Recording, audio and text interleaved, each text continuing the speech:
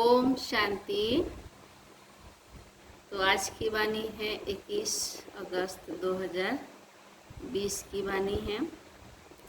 और आज की वाणी में बाबा खास हम सबको यही ज्ञान दिए हैं, यही शिक्षाएं दिए हैं कि हमें आपस में मिलकर ज्ञान की चर्चा करके, धारणा करके क्लास चलाना है। बाबा ने कहा कि अपना और दूसरों का कल्याण जब हम करते हैं तो यही हमारी सच्ची कमाई है जो साथ में चलती है। फिर बाबा ने कहा कि बच्चों के अंदर में कौन सा अहंकार कभी भी नहीं आना चाहिए। तो बाबा ने यह शिक्षाएं दी हैं कि चाहे वो कोई भी दीदी पढ़े, कोई भी दादा पढ़े, कोई भी मुरली पढ़ के सुना रहे हैं, लेकिन क्या समझना है कि हमें तो स्वयं बाप आकर के टीचर बनकर पढ़ा रहे हैं।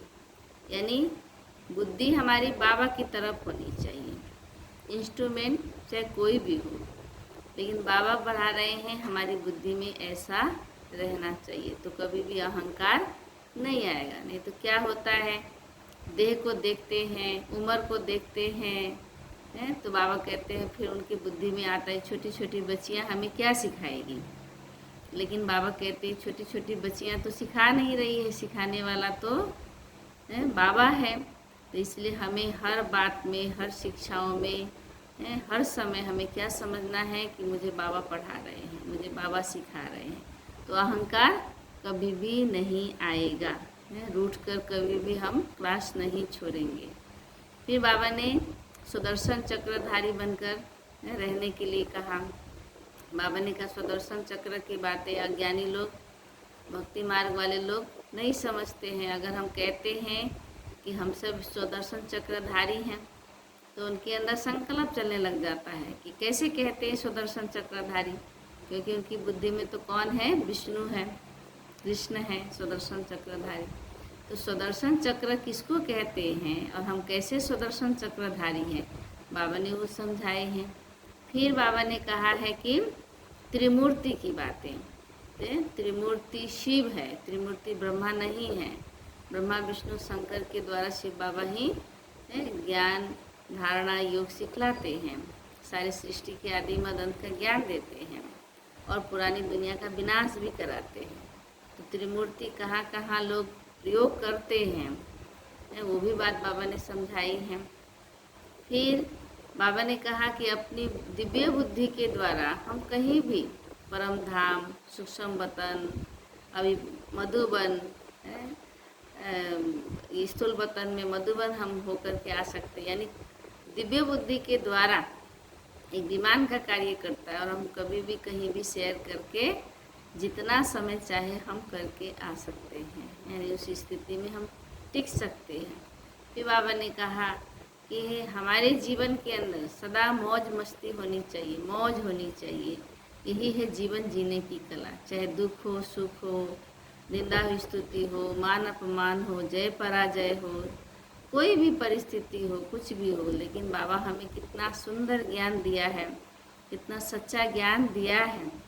ये ड्रामा है, हम सब एक्टर हैं और ड्रामा का तो अंत होना ही है, यानी पुरानी दुनिया का, कि नई दुनिया तो आना ही है। जब हमारे बुद्धि में ये सारे ज्ञान होते हैं तो हम सदा मस्त रहते हैं, और जो मस्त रहते हैं वही श्रेष्ठ जीवन जीते रहते हैं। तो इसलिए हमें भी ऐसे ही श्रेष्ठ जीवन जीना है। तो आज की वाणी हम विस्तार से सुनते हैं बाबा के मुख से। क्या समझ के, क्या सोच के सुनना है कि मुझे बाबा सुना रहे हैं, चाहे यूट्यूब के द्वारा सुनाएं, चाहे सामने सुनाएं, चाहे ऑनलाइन के द्वारा सुनाएं, लेकिन हमें क्या सोचना है, किस स्थिति में बैठ के सुनना है कि मैं क्लास में बैठी हूँ और बाबा टीचर परम धाम से आकर के हमें पढ़ा रहे हैं, आज दिन भर के लिए हमें शिक्षाएं दे रहे हैं, होमवर्क दे रहे हैं। ऐसी स्वमान में रह कर के, ऐसी स्व स्थिति बना करके आज की मुरली सुननी है। तो बाबा कहते हैं मीठे बच्चे, ज्ञान को बुद्धि में धारण कर आपस में मिलकर क्लास चलाओ, अपना और औरों का कल्याण कर सच्ची कमाई करते रहो। आज बाबा प्रश्न पूछते हैं, तुम बच्चों में कौन सा अहंकार कभी भी नहीं आना चाहिए? तुम बच्चों में कौन सा अहंकार कभी नहीं आना चाहिए? बाबा ने उत्तर में कहा, कई बच्चों में अहंकार आता है कि ये छोटी छोटी बालकियाँ हमें क्या समझाएगी। बड़ी बहन चली गई तो रूठ कर क्लास में आना बंद कर देंगे। बाबा कहते यह भी क्या है? माया के विघ्न है। माया तो बहुरूपिणी है। बाबा कहते, बच्चे तुम सुनाने वाली टीचर के नाम रूप को न देखकर, तुम सुनाने वाले टीचर के नाम रूप को न देख बाप की याद में रह मुरली सुनो। मैं आत्मा हूँ और मैं बाबा का स्टूडेंट हूँ। बाबा मुझे मुरली सुना रहे हैं, ज्ञान योग से भरपूर कर रहे हैं। तो बाबा कहते हैं अहंकार में मत आओ। ओम शांति। बाप बैठ बच्चों को समझाते हैं। अब बाप जब कहा जाता है तो इतने बच्चों का एक जिस्मानी बाप तो हो नहीं सकता। तो यह कौन है? रूहानी बाप है। उनके बच्चे, उनके ढेर बच्चे हैं। बच्चों के लिए यह टेप, मुरली आदि सामग्री है। बच्चे जानते हैं अभी हम संगम युग पर बैठे हैं पुरुषोत्तम बनने के लिए। जब तक बाबा संगम युग पे हैं, चाहे दुनिया में उलट पुलट कुछ भी हो जाए, रोक टोक लग जाए, लेकिन बाबा हमें पढ़ाना नहीं छोड़ेंगे। कोई ना कोई विधि से हमें पढ़ाएंगे ही। शुरू में भी बाबा देखो टेप के द्वारा भी मुरली सुनाकर बच्चों के पास भेजते थे। उस समय इतनी कागज़ नहीं, इतनी मशीनें नहीं होती थी, छपता नहीं था। तो जब जैसा समय बाबा लेकिन बच्चों को पालना देते ही रहे। तो वही बाबा कहते हैं कि बच्चों के लिए बाबा टेप में मुरली भर करके भेजते हैं। टेप, मुरली आदि सामग्री है। बच्चे जानते हैं कि अभी हम संगम युग पर बैठे हैं पुरुषोत्तम बनने के लिए। यह भी खुशी की बात है, बाप ही पुरुषोत्तम बनाते हैं। यह लक्ष्मी नारायण पुरुषोत्तम है ना, बाप ही हमें पुरुषोत्तम बनाते हैं। बाबा ने कहा यह लक्ष्मी नारायण को पुरुषोत्तम किसने बनाया? इस समय स्वयं बाबा बनाते हैं।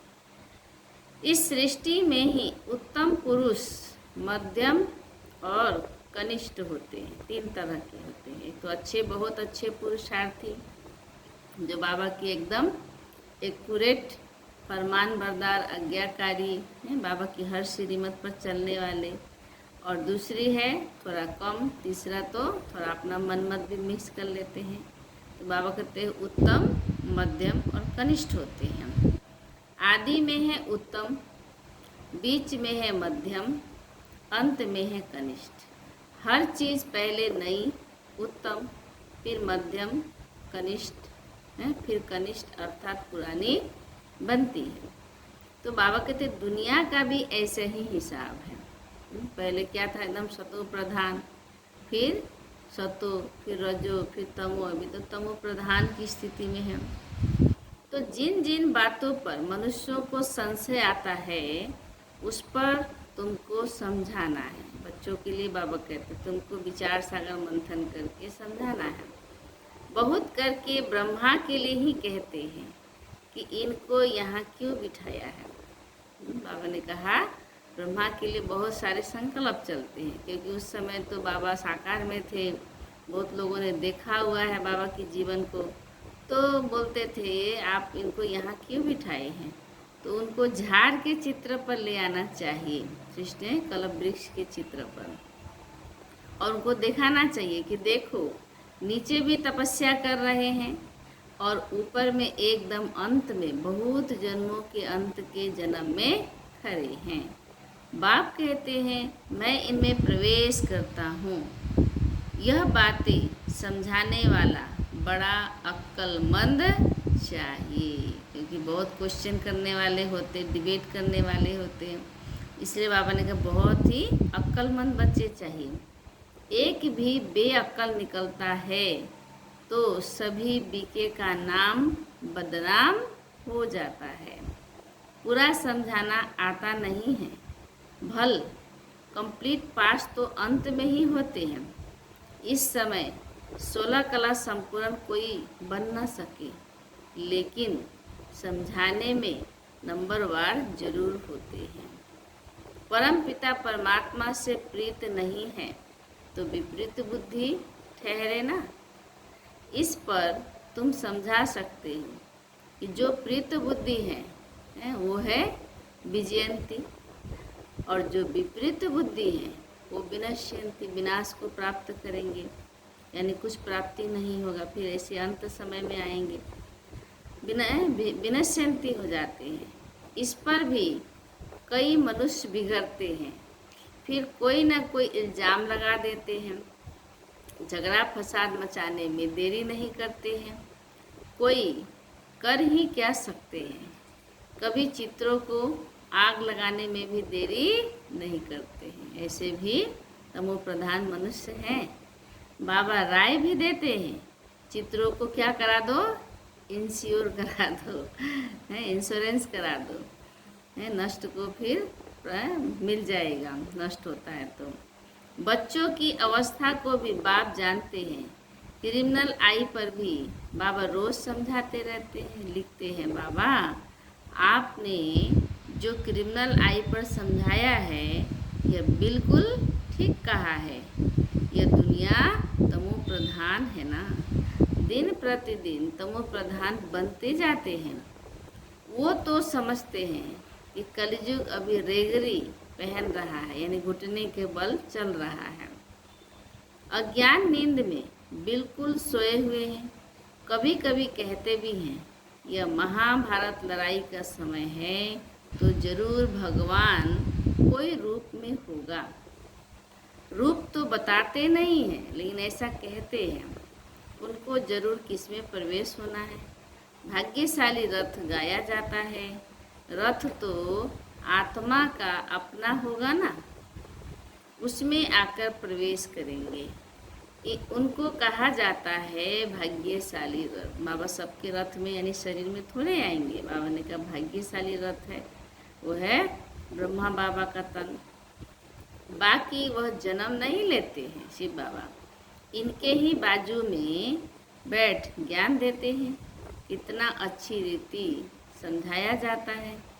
त्रिमूर्ति चित्र भी है। त्रिमूर्ति तो ब्रह्मा विष्णु शंकर को कहेंगे। जरूर यह कुछ करके गए हैं जो फिर रास्तों पर मकान पर भी त्रिमूर्ति नाम रखा है। त्रिमूर्ति मार्ग कहते हैं ना, त्रिमूर्ति भवन कहते हैं। जैसे इस रोड को सुभाष मार्ग नाम दिया है, तो बाबा ने कहा सुभाष की हिस्ट्री तो सब जानते हैं, सुभाष चंद्र बसु की। उन्हों के पीछे बैठ हिस्ट्री लिखते हैं। वो जब चले जाते हैं तो उनकी हिस्ट्री लिखते हैं, फिर उनको बनाकर खड़ा कर देते हैं रास्ते में। कितनी भी बड़ाई बैठ लिखे। जैसे गुरु नानक का पुस्तक कितना बड़ा बनाया है। बाबा कहते इतना बड़ा, इतना तो उसने लिखा नहीं है, ज्ञान के बदले भक्ति की बातें बैठ लिखी है। यह चित्र आदि तो बनाए जाते हैं समझाने के लिए। यह तो जानते हैं कि इन आँखों से जो कुछ भी दिखाई पड़ता है यह सब भस्म हो जाना है। बाकी आत्मा तो यहाँ रह न सके, जरूर घर चली जाएगी परम धाम। ऐसी ऐसी बातें कोई सबकी बुद्धि में बैठती थोड़े ही हैं। बाबा कहते अगर धारणा होती है तो क्लास क्यों नहीं चलाते। 7-8 बरस में ऐसा कोई तैयार नहीं होता जो क्लास चला सके। बहुत जगह ऐसे चलाते भी हैं, फिर भी समझते हैं माताओं का मर्तबा ऊंचा है। चित्र तो बहुत है, फिर मुरली धारण कर उस पर थोड़ा समझाते हैं। यह तो कोई भी कर सकते हैं, बहुत सहज है। फिर पता नहीं क्यों ब्राह्मणी की मांगनी करते हैं।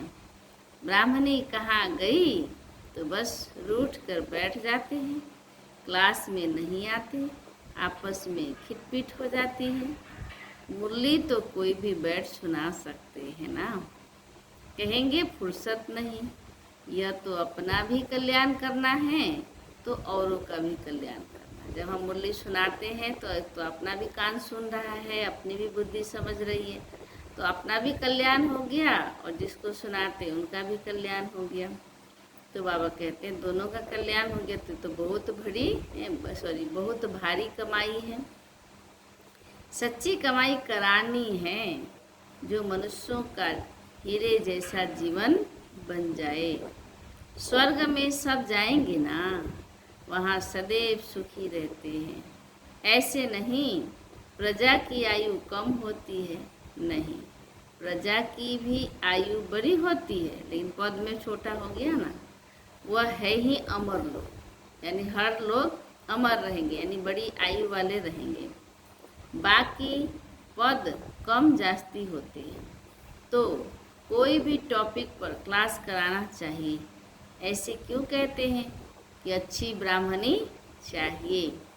आपस में क्लास चला सकते हैं, रेड़ी नहीं मारनी चाहिए।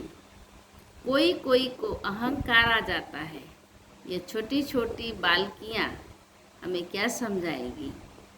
तो बाबा कहते माया के विघ्न भी बहुत आते हैं।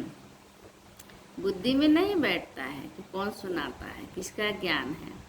बाबा तो रोज समझाते रहते हैं, सिर्फ बाबा तो टॉपिक पर नहीं समझाएंगे ना, वह तो सागर है। उछले मारते रहेंगे, कभी बच्चों को समझाते तो कभी बाहर वालों के लिए समझाते। मुरली तो सबको मिलती है। अक्षर नहीं जानते हैं तो सीखना चाहिए ना। अक्षर बाबा ने कहा अपनी उन्नति के लिए पुरुषार्थ करना चाहिए, अपना भी और दूसरों का भी कल्याण करना है। यह बाप ब्रह्मा बाप भी सुना सकते हैं ना, परंतु बच्चों का बुद्धि योग शिव बाबा तरफ रहे, इसलिए कहते हैं हमेशा समझो शिव बाबा सुनाते हैं। यानी ब्रह्मा बाबा भी कोई वर्ड बोल देते हैं, लेकिन बाबा बच्चों की बुद्धि बाबा की तरफ लगे, बाबा के तरफ लगने से ही कल्याण होगा। इसीलिए बाबा कहते हैं हमेशा समझो कि शिव बाबा सुनाते हैं। शिव बाबा को ही याद करो। शिव बाबा परम धाम से आए हैं, मुरली सुना रहे हैं। यह ब्रह्मा तो परम धाम से नहीं आकर के सुनाते। समझो शिव बाबा इस तन में आकर हमको मुरली सुना रहे हैं। यह बुद्धि में याद होना चाहिए। यथार्थ रीति यह बुद्धि में रहे तो भी बाबा ने कहा यह भी याद की यात्रा होगी ना, ये भी याद में काउंट होगा। परंतु यहाँ बैठे भी बहुतों का बुद्धि इधर उधर चला जाता है। यहाँ तुम यात्रा पर अच्छी रीति रह सकते हो, नहीं तो गांव याद आएगा, घर बार याद आएगा। बुद्धि में ये याद रहता है कि शिव बाबा हमको बैठ पढ़ाते हैं, शिव बाबा हमको इसमें बैठ पढ़ाते हैं। हम शिव बाबा की याद में मुरली सुन रहे थे, फिर बुद्धि योग कहाँ भाग गया। ऐसे बहुतों का बुद्धि योग चला जाता है इधर उधर। यहाँ तुम यात्रा पर अच्छी रीति रह सकते हो। जब बाबा के सन्मुख जाते हैं मधुबन, बाबा कहते हैं समझते हो शिव बाबा परमधाम से आए हैं। बाहर गांवों आदि में रहने से यह ख्याल नहीं रहता है। कोई कोई समझते हैं शिव बाबा की मुरली इन कानों से सुन रहे हैं, फिर सुनाने वाले का नाम रूप याद न रहे। यह ज्ञान सारा अंदर का है। अंदर में ख्याल रहे कि शिव बाबा की मुरली हम सुनते हैं। ऐसे नहीं कि फलानी की मुरली सुन है, फलानी बहन मुरली सुना रही है, सिर्फ बाबा की मुरली सुन रहे हैं, ऐसा समझना है। यह भी याद में रहने की युक्तियाँ हैं। ऐसे नहीं कि जितना समय हम मुरली सुनते हैं याद में है, नहीं। बाबा कहते हैं बहुतों की बुद्धि कहाँ कहाँ बाहर में चली जाती है। यानी पूरा अगर हम बाबा को बताते हैं कि हम बाबा आपके ही याद में रहे, लेकिन बाबा मानने को तैयार नहीं है, क्योंकि बाबा अनुभवी है, ब्रह्मा बाबा। इसीलिए बाबा कहते हैं कि कहाँ ना कहाँ बुद्धि बाहर चली जाती है। जैसे बाबा ने कहा खेती बाड़ी आदि याद आती रहेगी, बुद्धि योग कहाँ बाहर भटकना नहीं चाहिए। सिर्फ बाबा को याद करने में कोई तकलीफ थोड़ी ही है, परंतु माया याद करने नहीं देती है। सारा समय सिर्फ बाबा की याद रह नहीं सकती है, और ख्यालात आ जाते हैं। नंबरवार पुरुषार्थ अनुसार है ना। जो बहुत नज़दीक वाले होंगे उनकी बुद्धि में अच्छी रीति बैठेगा। सब थोड़े ही 8 की माला में आ सकेंगे। ज्ञान, योग, देवी गुण, यह सब अपने में देखना है। हमारे में कोई अवगुण तो नहीं है। माया के बस कोई विक्रम तो नहीं होता है। ये सब बाबा कहते चेक करो। लालच का भूत, लालच का भी माया के बस कोई विक्रम तो नहीं होता है। कोई कोई बहुत लालची बन जाते हैं। लालच का भी भूत होता है ना। काम, क्रोध, लोभ, मोह, अहंकार है। तो बाबा ने कहा लोभ भी एक भूत है। तो माया की प्रवेशता ऐसी होती है जो भूख भूख करते रहते हैं। क्या करते हैं? खाऊं खाऊं, पेट में बलाऊं। बाबा क्या क्या बोलते हैं। कोई में खाने की बहुत आसक्ति होती है। खाना भी कायदे अनुसार होना चाहिए। बाबा क्या कह रहे हैं, हम देवी देवता वाली आत्मा हैं, स्वयं हम बाबा की संतान हैं, तो हमारी खाना भी कायदे अनुसार, यानी ब्रह्मा भोजन, शुद्ध भोजन, पवित्र भोजन होना चाहिए। ढेर बच्चे हैं, अब बहुत बच्चे बनने वाले हैं। कितने ब्राह्मण ब्राह्मणियाँ बनेंगे। बच्चों को भी कहता हूँ तुम ब्राह्मण बन बैठो। माताओं को आगे रखा जाता है। बाबा क्या कहते हैं, माताओं को आगे रखा जाता है। क्यों? क्योंकि माताओं के लिए गायन है कि माताएं शिव शक्ति सेना है। शिव शक्ति भारत माताओं की जय। बाप कहते हैं अपने को आत्मा समझो और बाप को याद करो। सुदर्शन चक्र फिराते रहो। सुदर्शन चक्रधारी तुम ब्राह्मण हो। यह बातें नया कोई आए तो समझ न सके। तुम हो सर्वोत्तम ब्रह्मा मुख वंशावली, ब्राह्मण कुलभूषण, सुदर्शन चक्रधारी। नया कोई सुने तो कहेंगे सुदर्शन चक्र तो विष्णु को है, या फिर इन सबको कहते रहते हैं, मानेंगे नहीं। इसलिए बाबा ने कहा नए नए को सभा में अलाउ नहीं करते, यानी मुरली की सभा में, इंद्र की सभा में। समझ नहीं सकेंगे। कोई कोई फिर बिगड़ पड़ते हैं नहीं आने देने से। कहते क्या हम बेसमझ है जो आने नहीं दिया जाता है। क्योंकि और सत्संगों में तो ऐसे कोई भी जाते रहते हैं, वहाँ तो शास्त्रों की ही बातें सुनाते रहते, कथा कहानी होता रहता है। वह सुनना हर एक का हक है। यहाँ तो संभाल रखनी पड़ती है। यह ईश्वरीय ज्ञान बुद्धि में नहीं बैठता तो बिगड़ पड़ते हैं। चित्रों की भी संभाल रखनी पड़ती है। बाबा ने कहा इस आसुरी दुनिया में अपनी दैवी राजधानी स्थापन करनी है। जैसे बाबा ने कहा जैसे क्राइस्ट आया अपना धर्म स्थापन करने के लिए, यह बाप दैवी राजधानी स्थापन करते हैं। इसमें हिंसा की तो कोई बात नहीं है। बाबा ने कहा 2 तरह की हिंसाएं हैं जो नहीं है। तुम न काम कटारी की हिंसा करते हो न स्थूल हिंसा करते हो। गाते भी हैं, गुरु ग्रंथ साहब में लिखा है, मूत पलीती कपड़ धोए पतित को पावन बनाते हैं। मनुष्य तो बिल्कुल घोर अंधियारे में है। बाप आकर के घोर अंधियारे से घोर सोझरा करते हैं। फिर भी कोई कोई बाबा कहकर फिर मुख मोड़ देते हैं, पढ़ाई छोड़ देते हैं, बाबा का हाथ छोड़ देते हैं।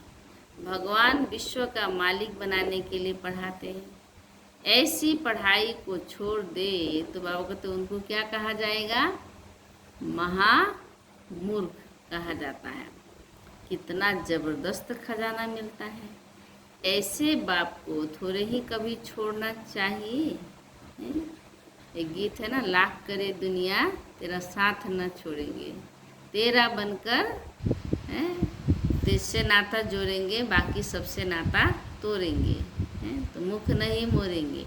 तो बाबा ने कहा कुछ भी हो जाए बाप को कभी भी नहीं छोड़ना चाहिए। माया तो ऐसे ही करती है छुड़ाने के लिए। एक गीत भी है, ये तो ज्ञान मार्ग का गीत है, पहले का गीत है। आप प्यार करो या ठुकराओ, हम आपका दर कभी नहीं छोड़ेंगे। ये भक्ति मार्ग का गीत है। बाप आए ही हैं बेहद की बादशाही देने, छोड़ने की तो बात ही नहीं। हाँ, लक्षण अच्छे धारण करने हैं। स्त्रियां भी रिपोर्ट लिखती है, यह हमको बहुत तंग करते हैं। आजकल लोग बहुत बहुत खराब हैं। बड़ी संभाल रखनी चाहिए। भाइयों को बहनों की संभाल रखनी है। हम आत्माओं को कोई भी हालत में बाप से वर्षा जरूर लेना है। देखो बाबा क्या कह रहे, कोई भी हालत में बाप को छोड़ने से वर्षा खलास हो जाता है। निश्चय बुद्धि विजयंती, संशय बुद्धि विनश्यंती। फिर पद बहुत कम हो जाता है। ज्ञान एक ही ज्ञान सागर बाप दे सकते हैं, बाकी सब है भक्ति। भल कोई कितना भी अपने को ज्ञानी समझे, परंतु बाप कहते हैं सबके पास शास्त्रों और भक्ति का ज्ञान है। सच्चा ज्ञान तो किसको कहा जाता है यह भी मनुष्य नहीं जानते हैं। अच्छा, मीठे मीठे सीखी लदे बच्चों प्रति माता पिता बाप दादा का याद प्यार और गुड मॉर्निंग।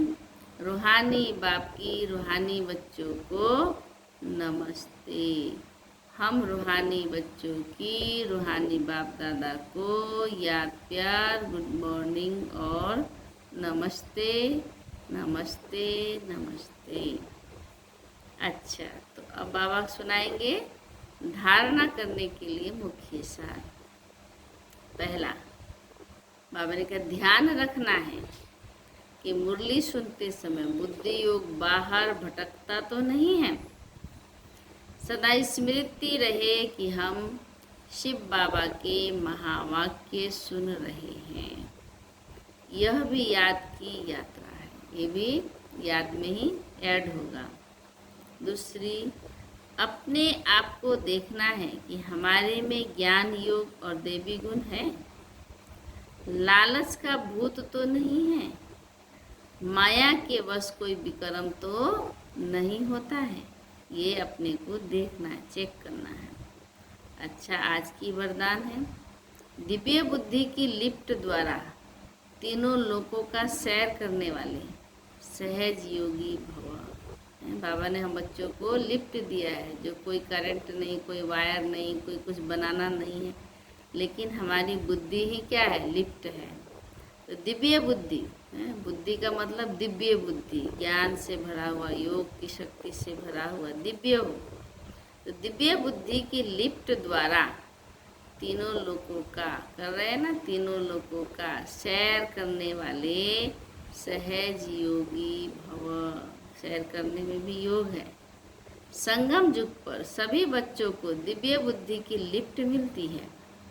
इस वंडरफुल लिफ्ट द्वारा तीनों लोकों में जहाँ चाहो वहाँ पहुँच सकते हो। तीनों लोकों में सिर्फ स्मृति का स्विच ऑन करो तो सेकंड में पहुँच जाएंगे, और जितना समय जिस लोक का अनुभव करना चाहो उतना समय वहाँ स्थित रह सकते हैं। बाप दादा का ड्रिल है ना, सेकंड में, सेकंड बोला और टाइम मत लगाना। बाबा कहते हैं हम परमधाम निवासी पवित्र आत्मा हैं, हम एक बाप दूसरा ना कोई, माना एकदम सेकंड में। तो बाबा वही कह रहे हैं कि जितना समय चाहो, जिस लोक का अनुभव करना चाहो उतना समय वहाँ स्थित रह सकते हो।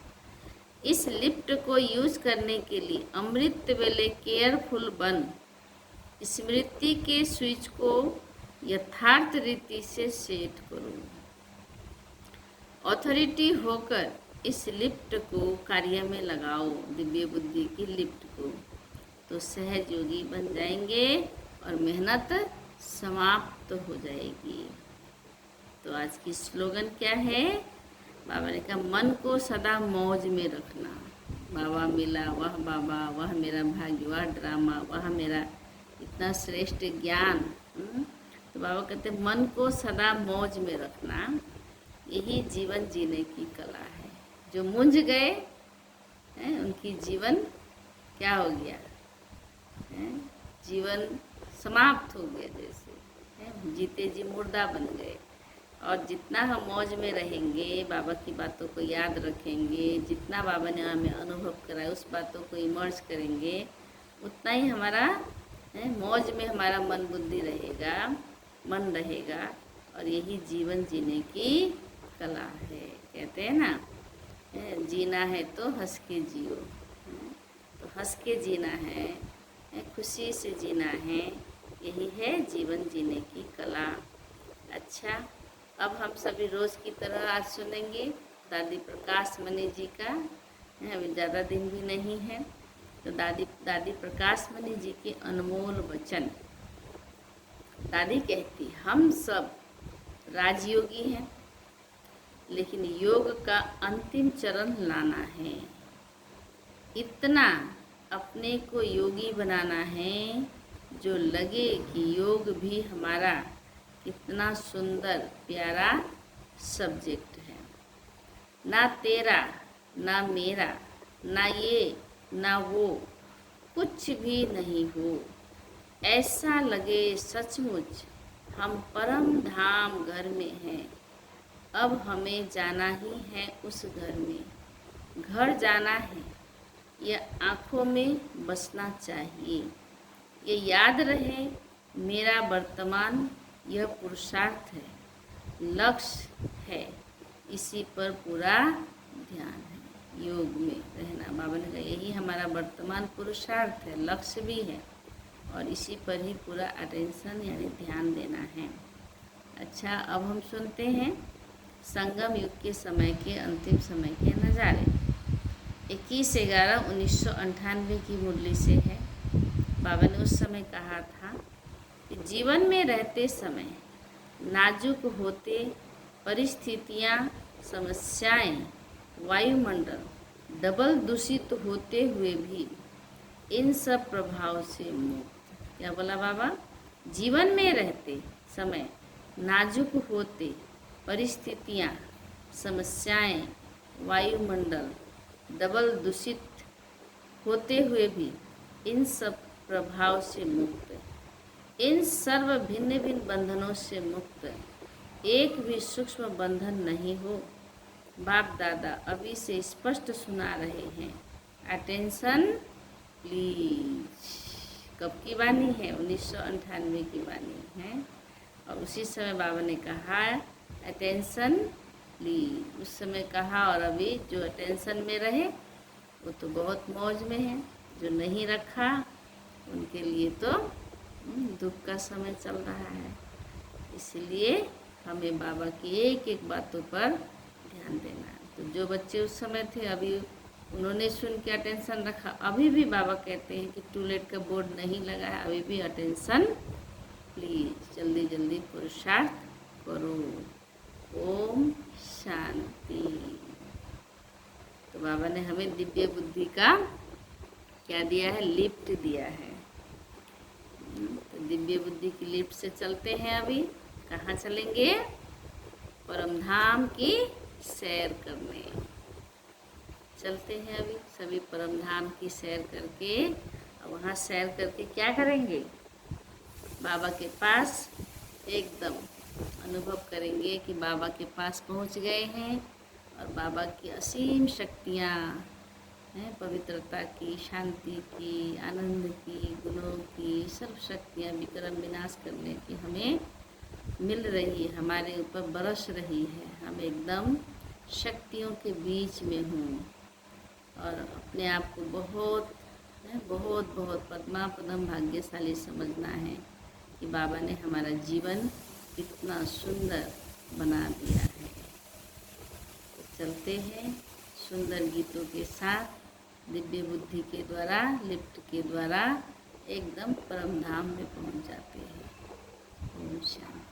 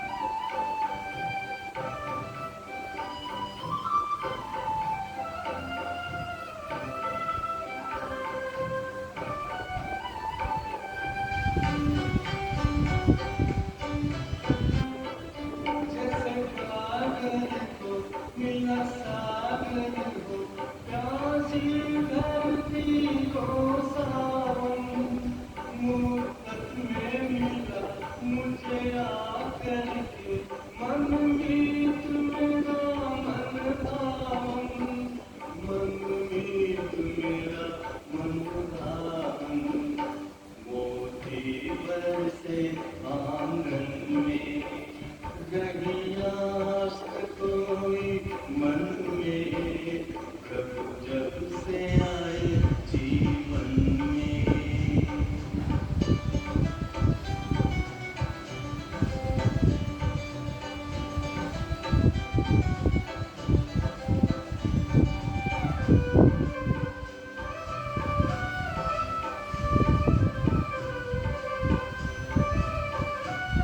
नई बीती चली नई नीति पली प्रभु प्रीति लगी मुस्काने नए गीत पढ़े संगीत के लगी दिशाएं नगमे गाने लगी दिशाएं नगमे गाने बड़ी मुरली मन मधुबन में रहियास कोई मन में